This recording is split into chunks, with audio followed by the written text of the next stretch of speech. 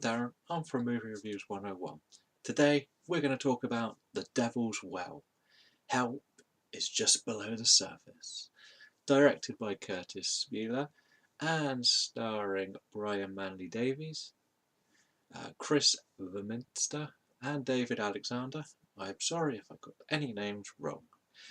The story follows Carla Marks, part of a husband and wife paranormal investigating team who has gone missing. And a big investigation has happened and there's been no answers. 1 year later, a new team of paranormal investigators go and look for answers at the Devil's Well.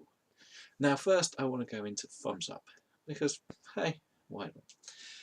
This movie uses an interview style to start with, and that is looking at the first year of the disappearance. So we get to meet friends, family, and other investigators, including and law enforcement, who have been part of an investigation to try and figure out what happened to Carla through all the different means and where leads went this way, this way, this way. It's quite an interesting thing. It's something we saw in Lake Mondo, and it's really good use of this. And it explains why we have one of the characters, which is just a filmmaker doing a documentary following the events of everything happening. But the next thing we like is the fact that found footage is something that gets hated on and hated on all we want. All we ever ask is it gets used in the right context. This uses it right. We have the investigators doing their thing, using the cameras, either standing, walking. Yes, there's going to be some shaky, but they're doing an investigation. They need to be doing it that way. That is why we like this. And we don't always stick to the camera. Sometimes we have shots from watching them, which is also good. And I also feel the last 20 minutes of this movie are very intense because of where everything goes. Obviously, I can't get into that, but it's well worth the wait to see what happens with the conclusion of this movie. The thumbs down moments come, well, I like these sort of movies. I like a good investigation movie. I like these sort of films and you have TV shows. They're all, you could say, they're all fictionalized, whichever you want to believe.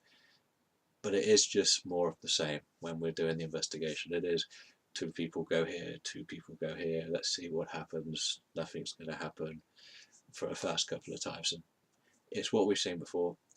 So, but there isn't much you can do with this part of the film. It needs to be just a bit of, is this a good idea being here? Maybe not. I don't know. Is that going to happen?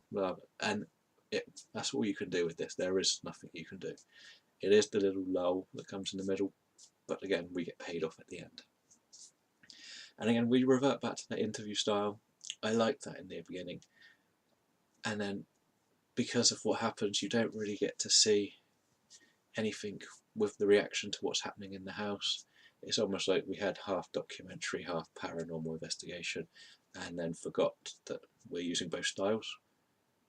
I don't know if that's good or bad, because it is leading up to the investigation before, but we spend so much time on the interviews that we forget that we don't have enough time in the investigation.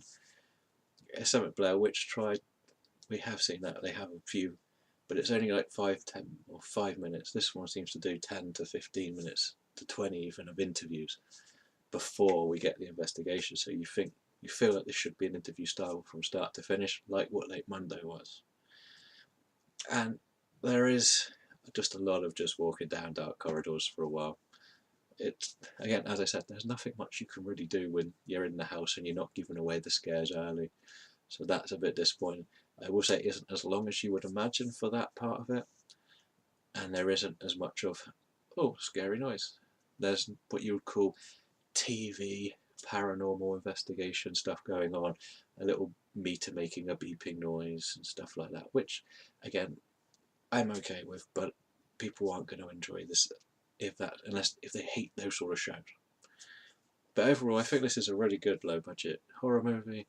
We like found footage. We like to see there's something slightly different. This blends so many of the good elements of other ones and gets stuck with some of the poor elements that they all have and can't get rid of. So I am going to end up giving this a 3 out of 5. It's not the worst rating. I always say this is worth a try. I am all for horror, and I would like you to go and try this one.